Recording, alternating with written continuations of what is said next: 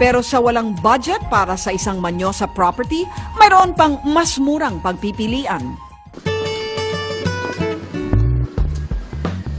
Akala ko dati, yung mga green homes is pang mayaman lang. Kaya ko palang bumili ng ganyang bahay. So bali dito, bala ko pong palagay yung aking sala. 4 na taon nang nagtatrabaho bilang seaman si Jaime at dito sa Villa Verde sa Santo Tomas, Batangas, napili niyang bumili ng bahay para sa kanyang mag-anak. Affordable yung monthly. So medyo nagkaroon ako ng interest. Na-attract ako dun sa lugar na malinis.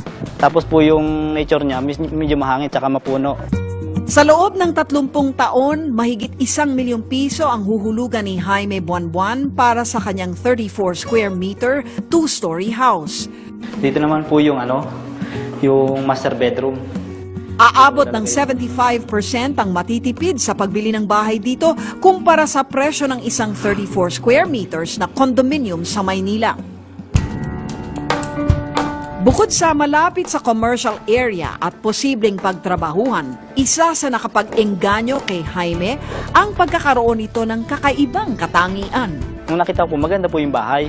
Yung design ng bahay, solar panel po siya. Yun po yung mas kakaibang picture ng bahay. Enero ngayong taon ang pinasinayaan ng pagbubukas ng Villa Verde sa publiko.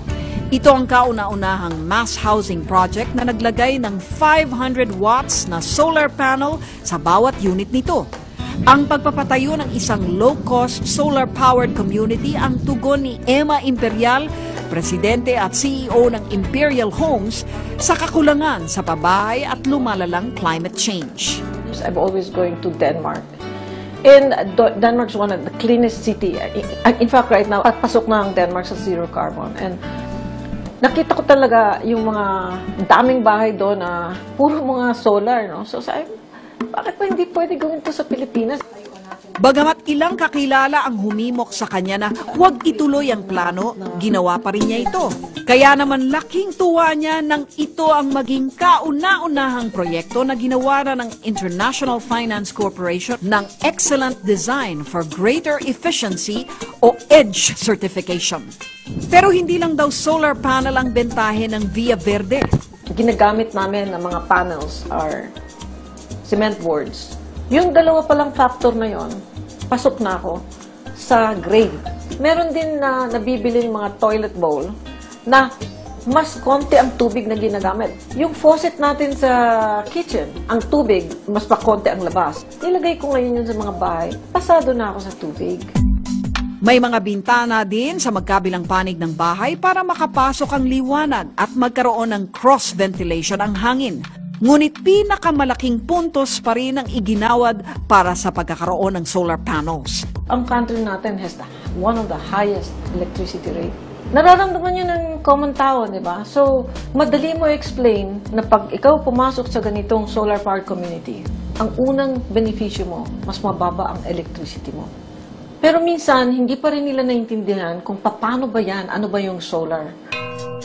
Ayon pa kay Emma, kung may solar panels lahat ng mapapatayong 3 milyong backlog sa pabahay, maaaring umabot ng $1.4 billion ang matitipid ng bansa sa fossil fuel at aabot din sa 941 tons ang kabawasan sa carbon dioxide emissions. Pag 500 watts ka, etong nagagawa niya, 7 hours na electricity na libre para sa refrigerator mo, na 6 cubic meter. 4 na oras na television, 19-inch. Tapos 5 oras na electric fan. Pag sinabi mo yun sa kanila, wow! Ganun ba yung nagagawa ng solar na yan? Sa ngayon, 24 pa lang ang nagagawa sa target na 1,000 solar-powered units sa Santo Tomas na inaasahang makumpleto bago matapos ang taon.